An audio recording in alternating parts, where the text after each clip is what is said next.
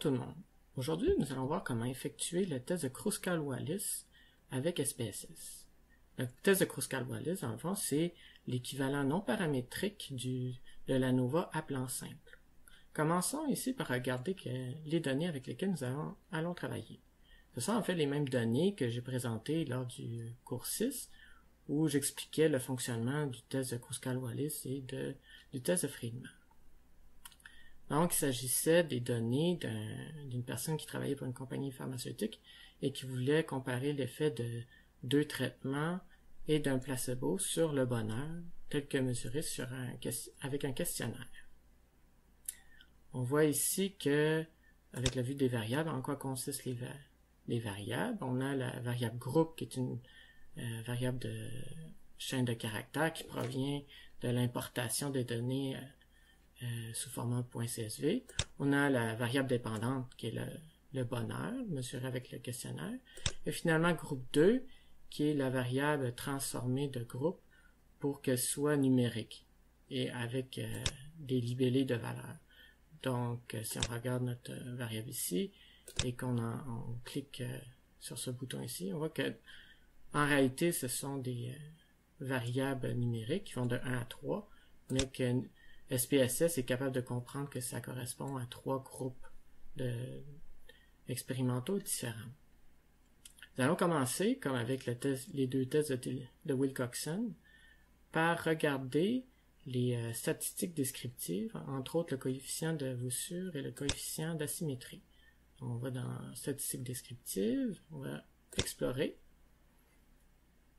On indique notre variable dépendante ici qui est le bonheur. Et la liste de facteurs qui est tout simplement groupe 2. Comme statistique, on va juste demander les statistiques descriptives. Comme option, on n'a rien à changer ici. Bootstrap, vous touchez jamais à ça. Et on regarde autant les tracés, les graphiques que les statistiques. Donc on va choisir l'option les deux dans affichage. Comme d'habitude, on va appuyer sur le bouton coller pour avoir la syntaxe qui va se coller dans le fichier syntaxe que j'avais commencé ici. Et pour exécuter le bout de syntaxe, on va appuyer ici sur le bouton Play.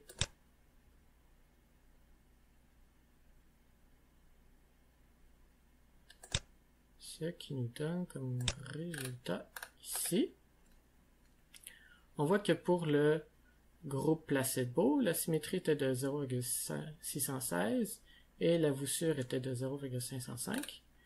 Pour le groupe avec le premier traitement, la symétrie était de moins 0,870 et la voussure était de moins 0,179. Et pour le troisième traitement, le traitement B, la symétrie ou coefficient de dissymétrie était de moins 0,773 et la voussure était de moins 1,1. On peut se rendre compte que dans toutes les valeurs que je vous ai montrées, aucune d'entre elles était plus petite que moins 2 ou plus grande que 2.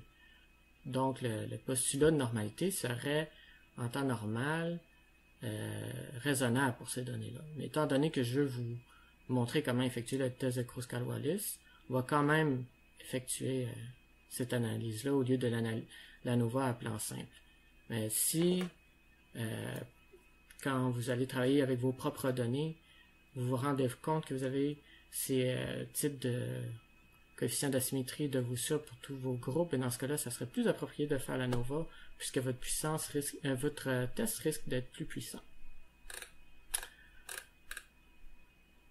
Donc, on a les boxplots qu'on appelle, les graphiques en moustache. On a la médiane, le premier quartile, puis le troisième quartile. Plutôt le premier quartile, médiane, troisième quartile, pour tous les 3 groupes. Nous allons maintenant effectuer l'analyse en tant que telle de Kruskal-Wallis en allant dans Analyse, Test non paramétrique, boîte de dialogue ancienne version ou, tout dépendant de la version de SPSS que vous avez, ça serait peut-être parmi ces choix-ci. Elle qu'on va choisir, c'est cas échantillon indépendant ici. Pour la liste des variables à tester, ça va être bonheur et la variable de regroupement, ça va être groupe 2. Dans type de test, on va juste choisir le H de Kruskal-Wallis, qui est la statistique que je vous ai présentée lors du cours. ce qui est assez important ici, c'est de définir la plage des valeurs pour la variable de regroupement. C'est comme avec le test T et aussi, je pense, le test de Wilcoxon. Il faut indiquer à SPSS quel niveau du facteur groupe 2 on veut qu'il considère dans l'analyse. Comme notre variable à 3 niveaux, on va lui demander de considérer les niveaux de 1 à 3. Pour exact, on va toujours choisir asymptotique uniquement, puisque le test converge assez bien vers la distribution de Ki-carré. Et finalement, pour les options, on va demander d'avoir les statistiques caractéristiques et les quartiles.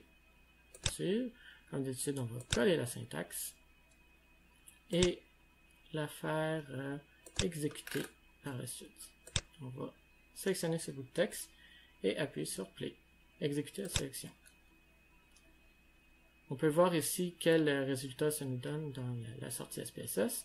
On a les statistiques descriptives qui sont plus ou moins intéressantes, si ce n'est les médianes pour tout. Ici, c'est pour les 3 groupes séparément, donc les 30 personnes. Pour le test de Kruskal-Wallis en tant que tel, on voit que le SPSS nous calcule les rangs moyens pour chacun des niveaux de notre variable catégorielle, c'est-à-dire pour le groupe Lasbo, pour le groupe traitement A et pour le groupe traitement B. Et finalement, dans le dernier encadré ici, on a les résultats du test statistique en tant que tel. On a la statistique H que je vous ai montré. En fait, SPSS va l'appeler la statistique Ki2. On voit que notre H est égal à 13,504. Les degrés de liberté sont égaux à 2. Et sig asymptotique, ça nous donne la valeur P du test. Donc, on a toutes les informations ici qui sont nécessaires pour faire le test de Kruskal-Wallis en tant que tel.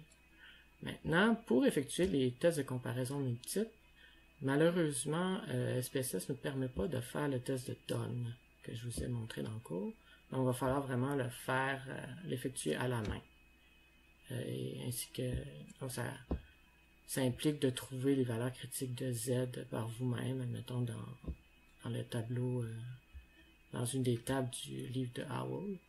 Mais pour les besoins du cours, je peux vous assurer que je vais vous fournir ces valeurs-là quand viendra le temps pour les exercices ou pour l'examen. Donc, ça conclut la petite capsule pour le test de Kruskal-Wallis. Et comme d'habitude, je vous demande que si vous avez des questions, quoi que ce soit, de bien vouloir me contacter pour que je puisse vous éclairer. Donc, à la prochaine!